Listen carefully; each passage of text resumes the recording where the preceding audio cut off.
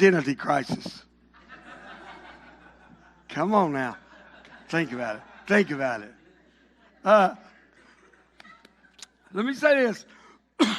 I don't know what bothers me more. The fact that someone could steal my identity without me knowing it and make thousands of dollars.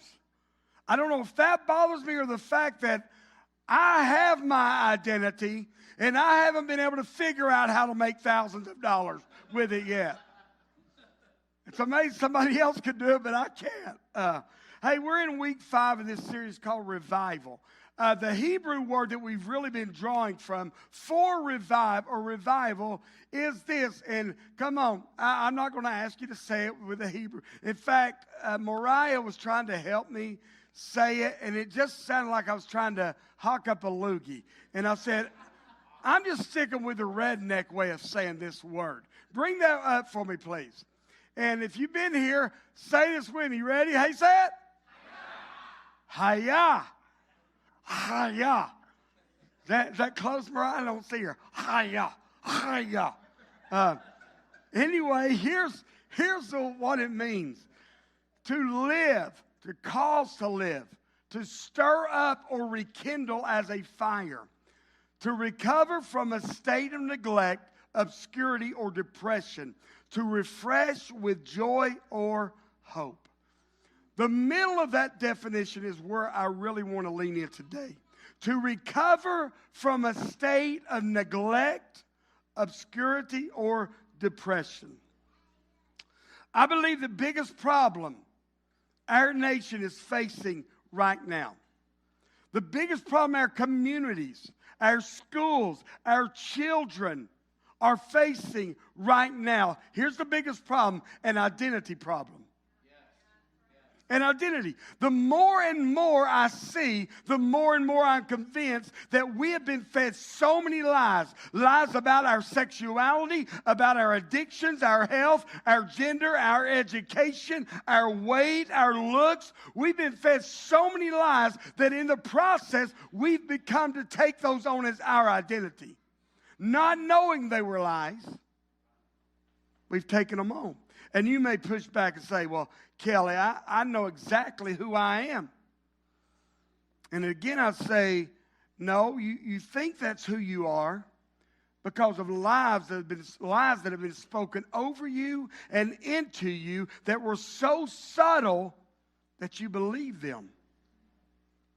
See, I'm convinced of this. There are 2 questions every person in this room, every person online, 2 questions that everybody will get asked.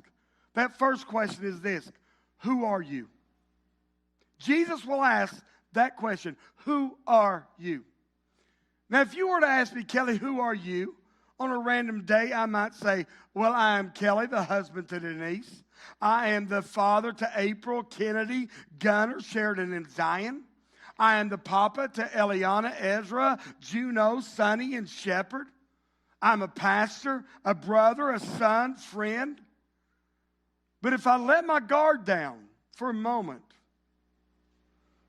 and was really honest, there are more days than not that it might sound something like this.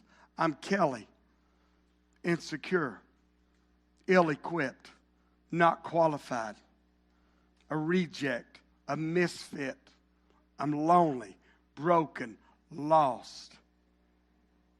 Who are you? Who are you?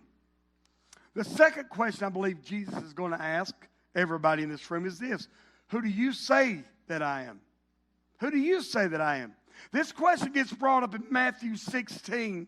And the Pharisees and the Sadducees, religious teachers, they're coming to Jesus demanding a sign. Prove to us you are who you say you are. And Jesus pretty much says, I don't have anything to prove to you. I know exactly who I am, and he kind of just walks away and leaves it with them. And then a couple of verses later, he looks at his disciples and gives them a warning. He says, guys, watch out, beware the Pharisees and Sadducees. They are trying to poison and infect this movement. Then down in verse 13, they're still sitting around a fire, and Jesus looks at his disciples and asked them this question. Hey, guys, who do people say that I am? What's the word on the street? Do people think the same thing as the Pharisees and the Sadducees think? Who do people? And so they start throwing out names. Hey, some say you're John the Baptist come back to life. Some say Elijah. Some say Jeremiah.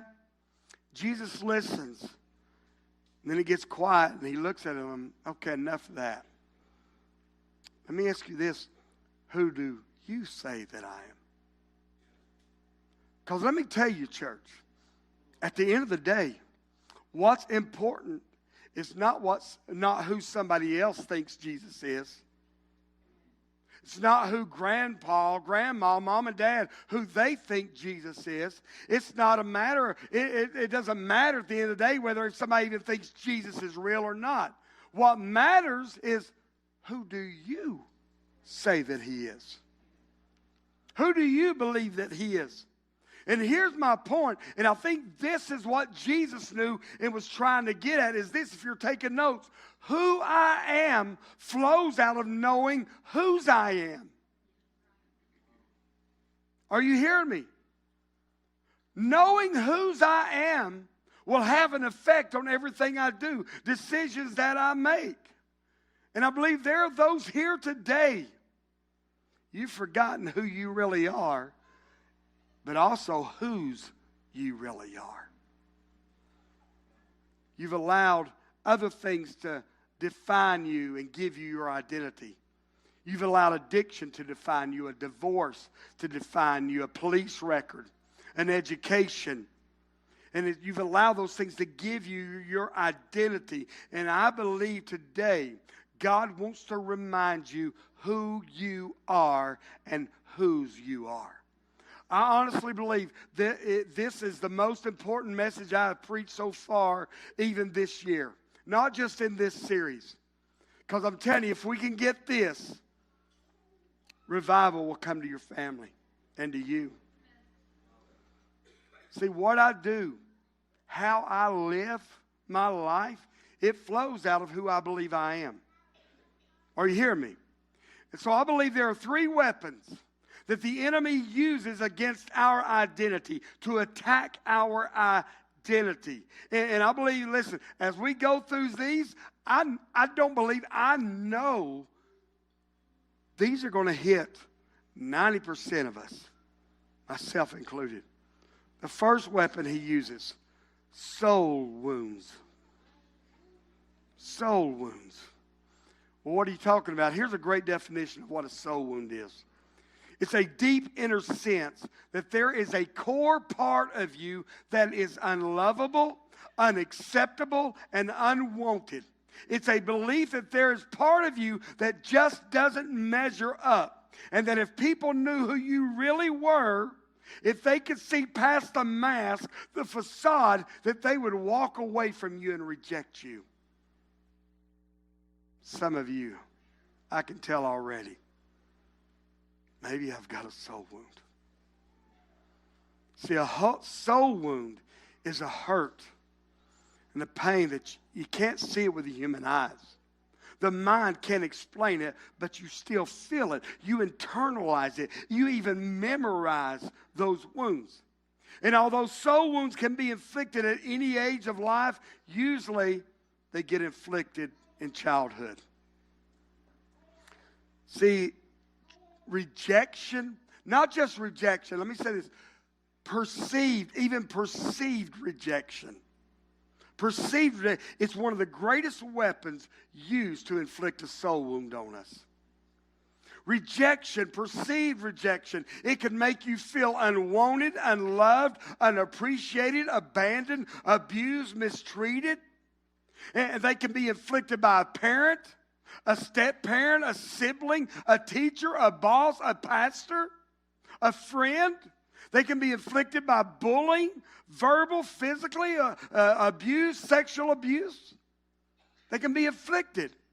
And here's why we're talking about this. Because it is the biggest weapon that our enemy uses to steal our identity, our God-given identity. And see, while the pain of those things is very real, it isn't the pain of the wound itself that keeps you stuck. Listen very close. It's how the enemy gets you to interpret that pain. It's how he gets you to interpret what happened to you, why it happened to you. Let me give you an example of how the enemy, I'm telling you, he is great at manipulating things that happen to us and using them to his advantage. Like, let's say you were young, a parent walks out on you. Here's how the enemy will use that. He'll come in and begin to whisper this: it's your fault. If you had been better, if you had behaved, if you hadn't acted out, if you had got better grades, then they would have never left your family. And he begins to whisper those. He even whispers, like he'll use it against someone that's been abused or molested. What he'll come in and after that is say things like, you deserved it. You were asking for it. You set yourself up for it. You shouldn't have been in that place anyway. Now, you can't trust anybody. And those are just a couple of the ways the enemy will use things that happen to us. But here's where it gets dangerous. Because when the enemy starts whispering those lies, if in that moment you agree with the lie, even if you do not know it's a lie, in that moment, if you agree with that lie, what you're doing is you're creating an open door for the enemy to be able to come in and use that lie to form, shape, and tell you how to live the rest of your life. It's dangerous. But here's a great promise from Psalms 147:3. God heals the wounds of every shattered heart. Man. The second weapon he uses against their identity: core lies. How many know the enemy's weapon of choice is lying? He's really, really good at it. You know that, don't you? I mean, when I say really good at it, like some say that like the father of blues, the father of rock and roll, king of rock and roll. Well, they get that name for a reason. Well, he gets the name father of lies for a reason.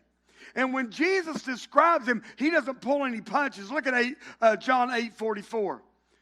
This is what he says about it. He's been a murderer right from the start. He never stood with the truth, for he's full of nothing but lies. In fact, lying is his native tongue. He is a master of deception and the father of lies. He's really good at it. Really good at it. See, why does Satan use lying? Why does he come to us and whisper things into our ear? Because I'm going to tell you, almost every battle for freedom in your life and you becoming who God called you to be takes place right here. You want to know what core lies are? Here's what core lie is. It's an inaccurate fact that just has enough truth in it to make you believe it.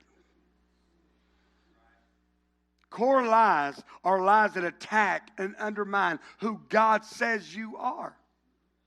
They're lies that Satan uses to keep you from becoming the man, the woman that God created and redeemed you to be. Core lies. And these lies become so common to us that instead of lies, they become truth to us. Our truth. And we don't even realize it. I believe we're seeing, man. Let me go ahead. I'm not trying to offend anyone with this next part.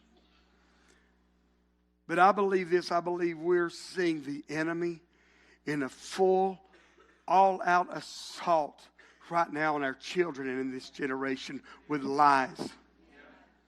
Lies that are getting whispered in the minds of our children about their sexuality, about their gender. And I'm going to tell you this. The evil in this world is doing his best to make anyone that speaks against it look like they're crazy or phobic. Here's what I mean. This is how good the enemy is at this. Because I will hear someone fighting for some of these rights, and I'll think, how are you not seeing this? And here's what I mean. It's funny to me that we've deemed you're not mentally able to handle alcohol until you're 21. So you cannot drink alcohol, purchase it, until you're 21. We've deemed you're not mentally ready to join the armed forces until you're 18. Yet you want to tell me that a 10, 11, 12-year-old has the mental capacity to mutilate their body. It does not make sense because there is not any logic, because he is the father of lies. And what's happened is that child believed a core lie early in life. And not only that, they've had a parent or somebody else reinforce that lie in them. See, I had a person, been 2 or 3 years ago, whenever the pronoun thing started, I'm not sure when that was, 3 years ago, 4 years ago, had a mom get mad at me because I refused, and I wasn't mean about it, to address her daughter by her pronouns. And she asked me why. And I was very nice. I said, here's why. I refuse to see your daughter any other way than how God sees her. And I refuse to reinforce the lies of the enemy on her life. So I will not use, listen, I love her. But, listen, I want to tell if you've got somebody telling me they're an elephant, I'm going to be loving enough to say, listen, bro, come on. You're big, but you're not an elephant.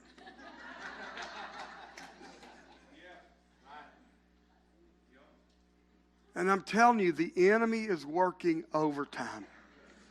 Because if he can steal the identity of this generation, there's no hope for the next generation. He's at work. And I believe core lies have 3 target areas that the enemy comes at. The first one is this: lies about God. He tells us lies about God. Here's what it means. Lies that make you question the character of God. Not really lies that he exists or doesn't exist. Just that makes you question his character. Like, God can't be trusted. God doesn't love you. How could he? God is good to others. Why not you? Why is God blessing them? God's not blessing you. Is it something you've done? Probably something you've done. You just weren't good enough. God is disappointed in you. And he begins to tell us lies about God. The second lies he tells us is lies about ourselves. About ourselves. And those lies begin to blur and alter our perception of our actual value. Are you hearing me? How important, how valuable we really are, who we are. They tell us who we are and tell us who we're not. And they usually come with these negative I am or I am not statements. I'm not good enough. I'm ugly. I'm stupid. I'm not important. I'm unlovable. I'm all alone. I'm unwanted. I'm a mistake. I'm a failure. I'm convinced that the self-worth and self-image of way too many people here have been based on lies that have been planted in their minds by the enemy. Third target of core lies. Lies about people. I've never seen this so rampant as I have over the past few months. It's like the enemy's been working overtime getting us to believe lies about other people. You see, it doesn't matter if it's a lie. Once it's posted on social media, perception of what people, it doesn't matter if it's true or not. And here's, I believe, the reason. He wants you to not trust anybody because he doesn't want you to make connections with anybody. He wants you to keep everybody at a distance. He wants you cynical. Come on. He wants you cynical, afraid of being hurt, afraid of being let down or misused. Why? Because when we feel that way, we automatically go into protection mode. No, nobody gets in my circle. And here's the thing about soul wounds. Soul wounds are core lies that are the main ingredients for strongholds. Now, I want to tell you what strongholds are. See if this sounds familiar. A stronghold is an entrenched pattern of thinking or behavior that we believe cannot ever change. It's an entrenched pattern of thinking, behaviors that we believe this will never change. It's just the way it is. It's the way I'm always going to be. You might know how you build strongholds, how the enemy builds strongholds. By building and by believing one lie at a time.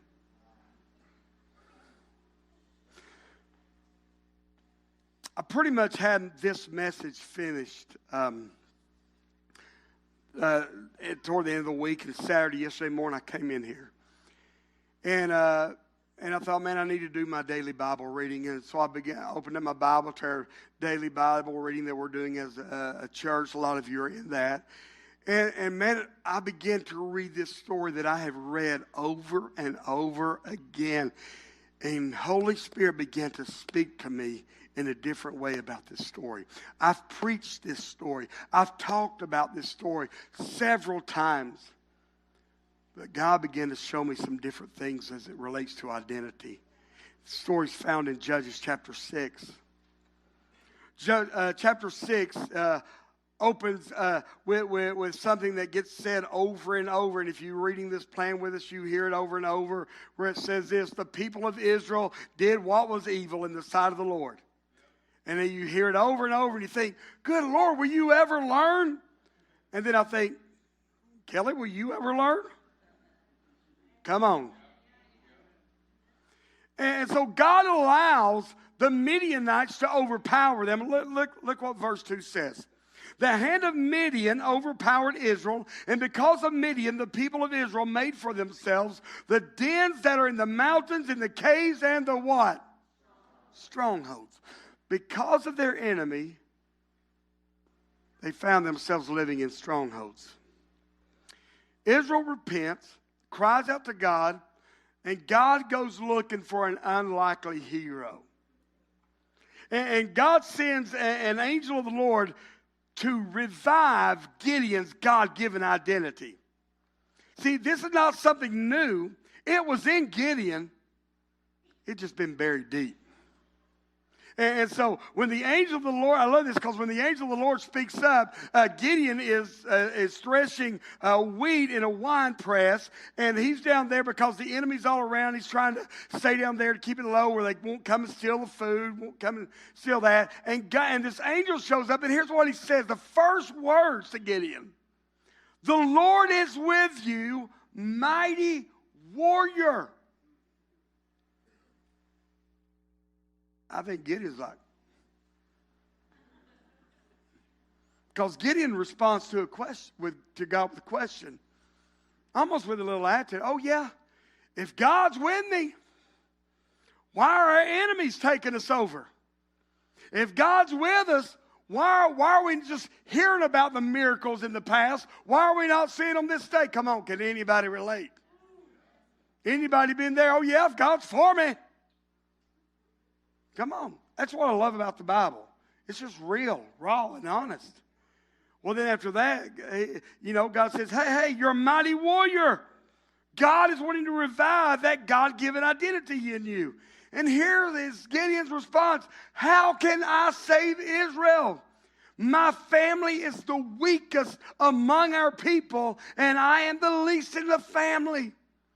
The Hebrew word there that least gets replaced for, that least, when he says I'm the least, it literally means I'm insignificant.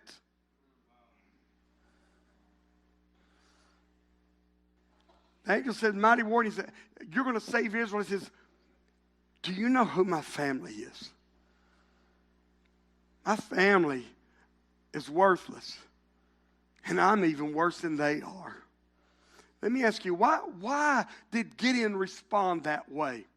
Because I don't think any child grows up thinking their family is worthless. I mean, I grew up with the Goins name. Whether it was right or not, I grew up thinking the Goinses were the baddest family in Ray County. That's the way I grew up. I heard stories about my uncles fighting and the whipping. I mean, my dad was a Golden Glove champion. I mean, I heard these stories. And my cousins, I wasn't the biggest of the cousins, but if we were going to fight, I was going with them. And because in that moment, no matter my size, I thought I could whip anybody. As a Goins, I didn't need alcohol to be 10 foot tall and bulletproof. It was just part of my DNA. Stupid. But I grew up with that about my family. So where does this mindset come from Gideon? I believe it comes from years and years of him being told by their people, your family is the weakest. They bring nothing to the table. And you are so insignificant, you're nothing. And who knows, was it his siblings, was it bullies, cousins, that told him, hey, you're the weakest of us all. And here's the thing, those core lies that God spoke over Gideon became a stronghold in his life. And that's why we find him hiding out in a wine press, threshing wheat. And I think when the angel spoke that truth over Gideon's life, Gideon couldn't receive it because that truth had been squashed down so far to the point where anything like that, there is no way I resemble anything like a mighty warrior. And so he's talking to this guy, this angel of the Lord, and I still think he doesn't think this is real. Because he says, hey, I'm going to need a sign. Will you stay here? I'm going to go prepare something to eat, and I'll come back. I'm thinking, he's thinking, man, is this real? Was that really wheat I was threshing down in there? Was it mushroom? Was it something else? Because what this guy's saying is crazy. And so he goes off. I don't know how long it takes to kill a goat, clean it, cook it. I would say it takes a long time. I don't know. Maybe he's seasoned at that. But Ben would know. How many goats have you killed, Ben? How many goats have you killed this morning? How many, you baby goat killer? No. But he's killed more deer than goats, I would say. In fact, I'd say you probably never killed a goat. Anyway, we're getting off base here. You ever killed a pig? No, my dad has. That's a great story. Anyway, ADD, man, I'm telling you. So he's down there. He does all that. And then on top of that, he's cooking bread. I'm going to estimate 2 hours. I think that's a fair estimate. 2 hours later, he comes back and says, crap, he really is here. Sits down, feeds this guy. And the angel of God's there. And then God shows up himself. In verse 23, it says this, peace be to you. Do not fear, you shall not die. See, that angel of the Lord spoke a truth that was unrecognizable to Gideon. Because years of him being told he was something else, he couldn't recognize it. Look at this, verses 25 and 26. That night the Lord said to him, to Gideon, take your father's bull, the second bull, 7 years old, pull down the altar of Baal, cut down the Asherah that is beside it, and get this, and build an altar to the Lord your God on top of what? Build an altar to God on top of the stronghold that has been built. See, a stronghold of lies is being torn down in Gideon's life. And his identity has been being built back up one truth at a time. But can I tell you, this is not a one and done thing. I wish it was a one and done thing. I wish, bam, we get prayed over, and I think different. I mean, it's all brand. Some people may experience that. Me, not so much. I'm in this game for 30 plus years, and I still think, why did I do that? Come on, anybody relate? The rest of you are liars. Anyway, let's go on. It's not a one-and-done thing. After the encounter with an angel of God, and then God himself speaks to him, look what it says, verse 27. So Gideon did what God told him to. He took 10 men of his servants, did as the Lord had told him. But because he was too afraid of his family and the townspeople, he did it at night rather than in the daytime. He sat and talked with an angel. Then God spoke to him. What more do you need, Gideon? Come on, anybody. I mean, how much more reinforcement do you need? But here's the thing. Strongholds that have been built lie upon lie upon lie. They get buried deep. And it's going to take more than one truth spoken over you to get down to who you really are. The next morning, the men of the city get up, they come out, and they see that the altar of Baal's been torn down, the Asherah pole's been torn down, and so they go to they find out that Gideon did this. They go to his house, they open up, Joash, Gideon's dad, answers the door, and look at verse 30.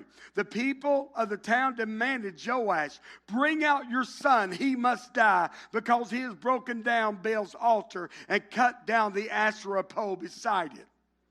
Joash is like, are you serious now? You're going to fight for Baal. And then he lets them know how serious he is. In 30, he says, whoever fights for him, for Baal, shall be put to death by morning. If Baal really is a god, he can defend himself when someone breaks down his altar. Let me ask you, does that sound like someone that's weak? And I think when he heard his father speak like that, something began to stir in him. I've heard my family's weak. That doesn't sound like a weak man. And if that was a lie, what else is a lie that they've said about me and my family? What else is a lie? But again, strongholds are called strongholds for a reason. Look what happens next, verse 33. Now all the Midianites, Amalekites, and other Akites, or eastern peoples, joined forces and crossed over the Jordan, camped in the valley of Jezreel. Here's what's happening. Gideon and his tribe's enemies, all their enemies, they're lining up over there where they can see them, let them know, oh, we're coming for you. We're coming after you. But I love the way the ESV says this next part. But the Spirit of the Lord clothed Gideon. Oh, man, I love that. And when you read this story, it goes on to say that Gideon sounded the trumpet, and the Abizarite of Manasseh, Asher, Zebulun, and Naphtali, they came out to fight with Gideon. When you read on, you find out he's got about 30,000 men ready to fight with him. If you're Gideon, 30,000, ready to follow me, you would think your identity in God is sealed. I'm clothed in the Spirit of God. I know I'm a man of God. God's created me for the purpose. This is the moment that the man of God that's been buried for so long under these core lies is coming to life. So what does Gideon do? Verse 36. Gideon said to God, if you will save Israel by my hand as you have promised, I'm kind of reminding you, God, look, I will place a wool fleece on the threshing floor. If there is dew only on the fleece and the ground around it is dry, then I will know that you will save Israel by my hand as you said. Guess what happens? Gideon wakes up. The wool is soaking wet while the ground around it is dry. What more evidence do you need, Gideon? You've laid it out. You wanted to believe. Let's go. Let's get it. Let's get it, Gideon. And I think that's part of us. Because we want to believe. When we hear somebody say you don't have to live this way, we want to believe that. We want to believe that we really can change. We really want to believe there's purpose in our life. Come on. We really want to believe it. But the lies, man, are so strong. And they're still whispering in Gideon's ear because he lays that fleece out before God. He sees it done. Then look at this. Then Gideon said to God, don't be angry with me, God. Let me ask you one more request. Allow me one more test with the fleece. But this time, let's reverse it. Let the fleece be dry and the ground be soaking wet. You know, somewhere in your mind you're thinking Gideon's hoping, please don't let it happen. Let me be wrong. I don't really want to fight. I don't really want to go do this. Guess what? He wakes up next morning. It's done. It's done. And when you read the rest of this story, in the very next chapter, we find Gideon looking over his army of fighting, 30,000 fighting men. And you got to think, yes, this is who I am. I believe it, God. I believe it. That's what we want to think, right? And he's looking at 30,000 men, and he's feeling really good about himself. And God says, hey, Gideon, got too many men. If I'm fighting, I don't think there is a term as too many men with me. A lot of men means one less chance of me getting hit with an arrow, an axe, a bullet, or anything. More men means more chances for us to win this fight. And so, but he said, oh, okay, God. He dismisses 20,000 of those 30.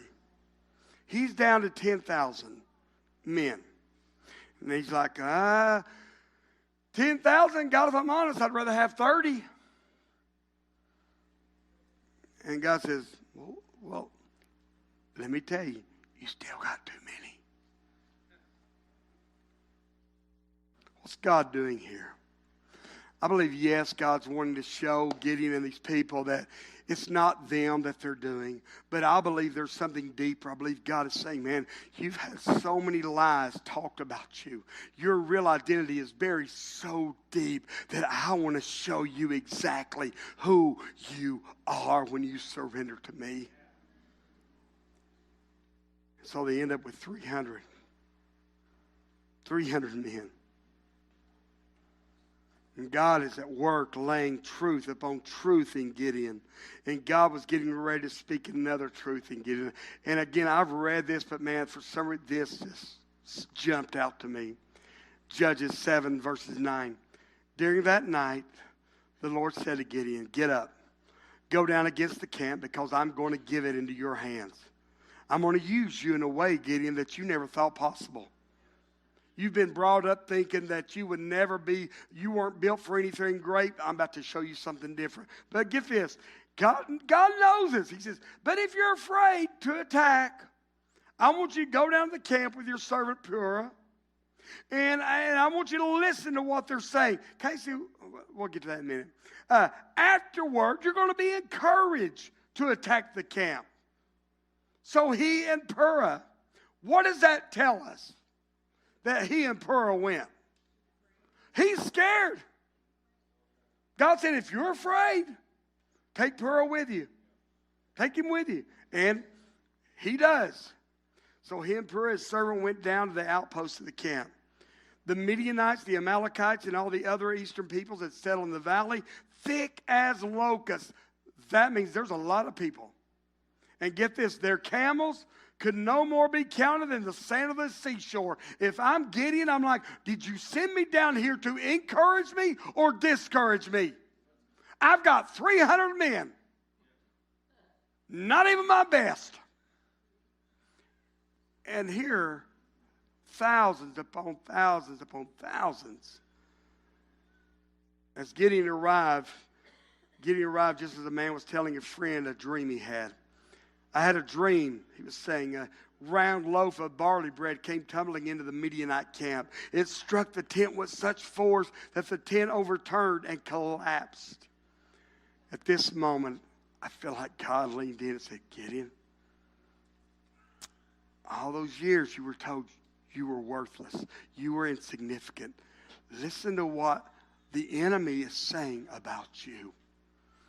When Gideon heard the dream and interpretation, or his friend responded, this can be nothing other than the sword of Gideon, son of Joash, the Israelite. God has given the Midianites and the whole camp into his hands. I think Gideon's like, what? I've been told my whole life I'm insignificant. Yet the enemy is more afraid of me. I don't think we understand how afraid the enemy is of us realizing our true identity in God. I think if we were allowed at the enemy's camp for a time, and we would hear somebody say, hey, what this means is God is about to do something. That Harvey Brown, you may think he's just a short, bald guy. But there's more in him, and it's about to come out. It's like a lying way. I'm telling you, and that at Wayne, it's about to come. They may see you and perceive you as a kind of a timid guy, but God said, no, I'm about to show you your true identity. Are you hearing me, church? There's some of you, there's words been spoke over you so long that you've become to believe them. But if you could only see how God sees you and what he put inside you, well, I gotta get going. Anyway, when Gideon heard that, he bowed and worshiped. Third weapon. I think that's important, but I ain't got time to elaborate. Let's move on. Generational sin. If I could get Bob to come up. The third weapon. You ever heard somebody say something like, or you said it, just runs in the family? Just runs in the family. Deuteronomy 5 contains verses that, if I'm honest, I struggle with. Look at starting with verse 8. God says, you must not make for yourself an idol of any kind or any image of anything in the heavens or on the earth or sea. You must not bow down to them or worship them, for I, the Lord your God, am a jealous God who will not tolerate your affection for any other God. That part doesn't bother me. It's the next part. I lay the sins of the parents. I lay the sins of the parents upon their children.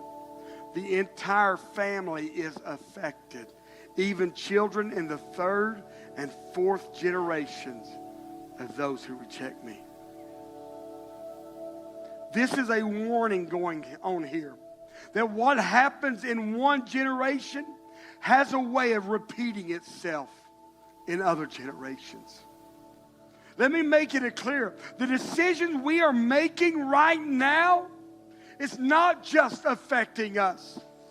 It's going to affect our children, our grandchildren, their children on down the line.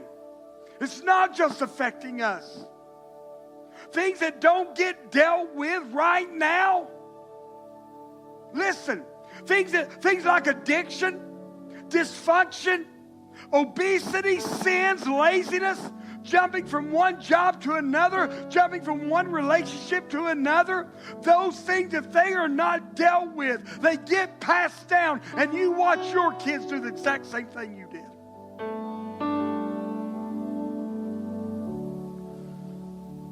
Things handed down to us by our parents or our grandparents, they get so ingrained in us.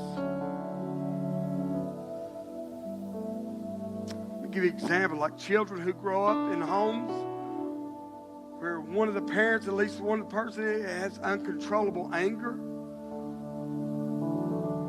They're more likely to develop that themselves.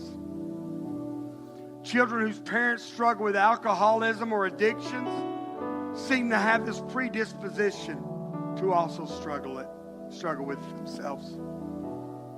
Children who grow up in families where it's nothing to lie, they usually end up having having trouble telling the truth themselves, I think you get the point. That's why, man, when I look over people like Erica and Bradley, I'm so thankful that you said, not my kid. Not my kid. I see Chris Gross and his family. He said, not my kid, grandkids. No more stops with me.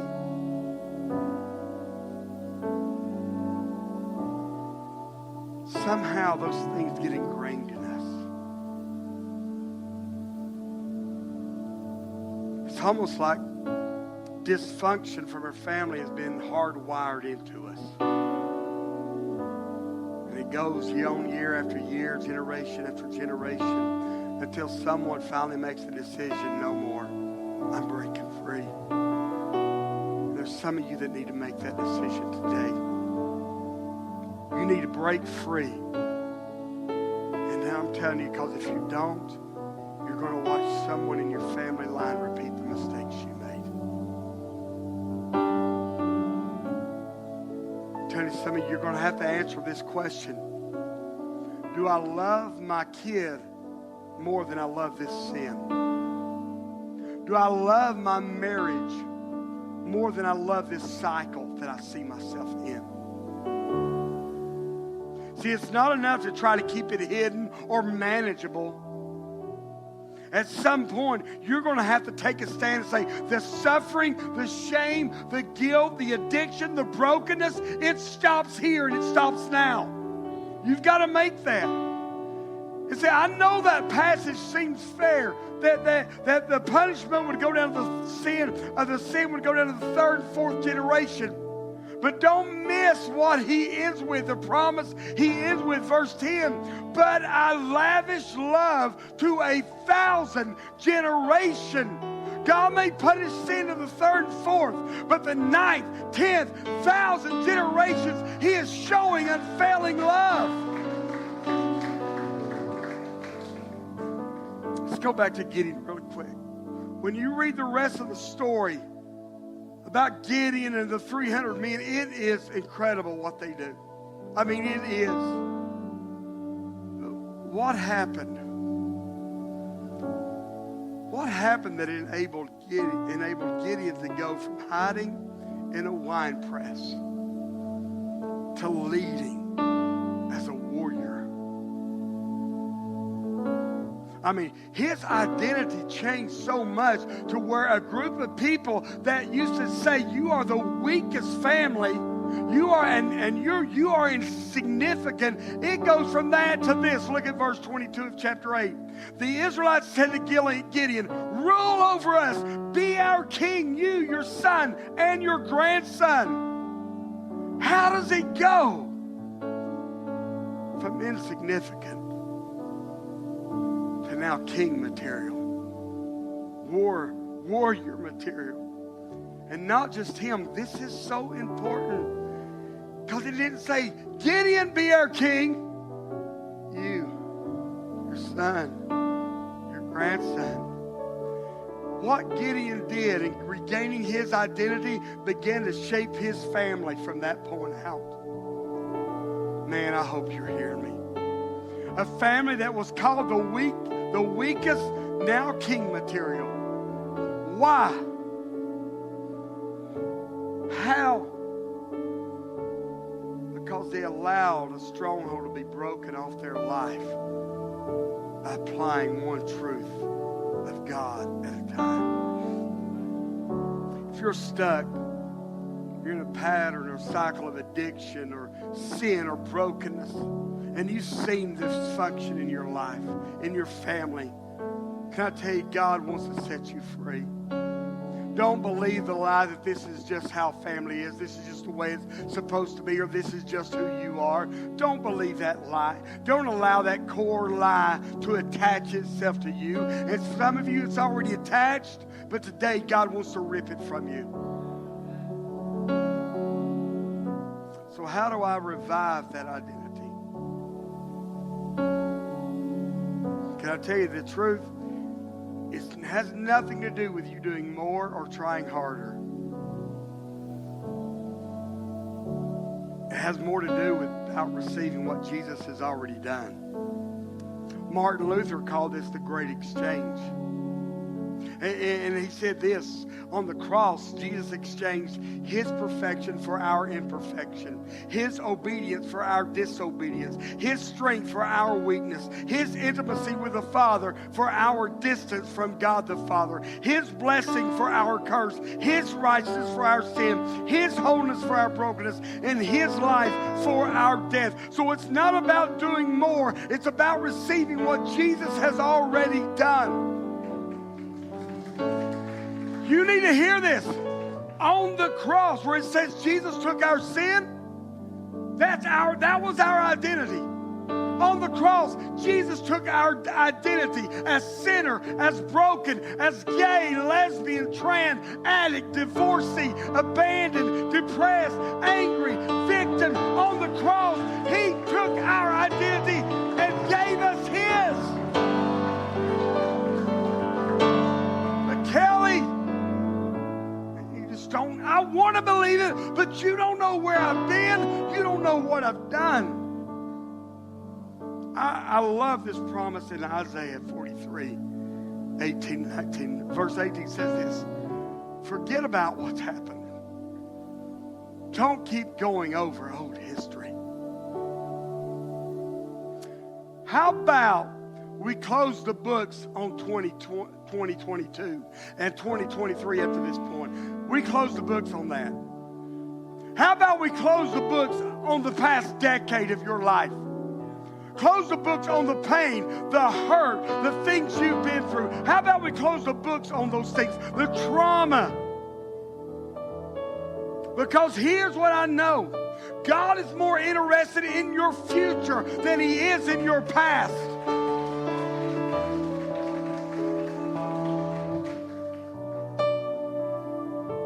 Next verse, verse 19, he says this, be alert, be present. I'm about to do something brand new. He says, listen, close your ears to the lies. Can you hear it? It's bursting out. Can you see it? There it is. I'm making a road through the wilderness, rivers in the dry wasteland. See, here's the truth. There's some of you, you don't need a reviving of an identity. You just need a new, brand new identity. You've been walking around in a wasteland, and God says, I'm about to cut a road through it to show you the way back home. I'm about to bring, where you were dry, I'm about to bring rivers into that area. See, here's the thing about the past. Learn from the past, but don't live there. Are you hearing me? Learn from it. Don't live there. So I'll go back to the first question. Who are you? Man, I called my daughter this morning, Kennedy. I knew her and Tyler were heading down to Georgia to lead worship down there. And I'm praying, and I felt like God says, call Kennedy and pray for her and Tyler. And I was like, I will at the end of when we're done. And I just couldn't shake it. And so I was like, okay, God. Called them and I prayed with them, hung up. Immediately I get a phone call back from Kennedy. Hey, we want to return the favor, Dad. And they began to pray over me. And one of the things Kennedy said stuck out to me. She said, God, I'm so thankful because I know what I'm doing today. I'm standing on the shoulders of my dad, who's standing on the shoulders of his dad.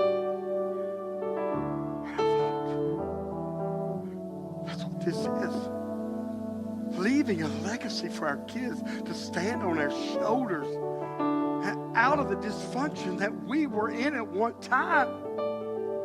But they're standing above it because of choices we've made, decisions we've made right now.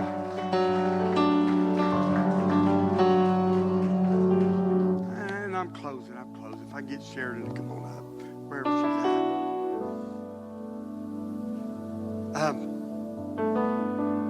Denise and I, we were in Montana a couple months ago. We got there and we rented a car and we were driving to where we were staying in West Yellowstone. About 2 hours with it being dark and everything. When we started going through the mountains, we turned on a radio station, found one that came in, we're driving. Anybody remember the time before you had MP3s and Sirius radio where you actually had to turn the dial and get that right frequency? And then at one point, even on this trip, we're going, well, the radio station we were listening to started going in and out. It started competing with another radio station. At one moment, I'm listening to Christian. Next moment, I'm listening to country. And I like them both. But I pick a song. Have we got a station that plays both country and Christian? I don't know. But it's going back and forth. These two frequencies were competing against each other. Do you know which frequency won out? The one that I was heading toward. The one I was going toward. The frequency that's going to win out in your life, that is going to tell you lies or truth, is the one that you're moving toward. Are you hearing me? The one that you're moving toward. You keep moving toward the lies. You will never find out who God created you to be. But you've got to start moving toward the truth. And here's the thing. When we started moving, we were going through those mountains. That station, they were battling. Well, then it got to a little bit where it was more this station than that station. And then finally to a point where this station was clear and we could hear it. And that's the way our walk with God is. We're used to lies, and it's hard to hear God's truth. But the more we go in that direction, it still fades in, but if we keep moving, all of a sudden it becomes so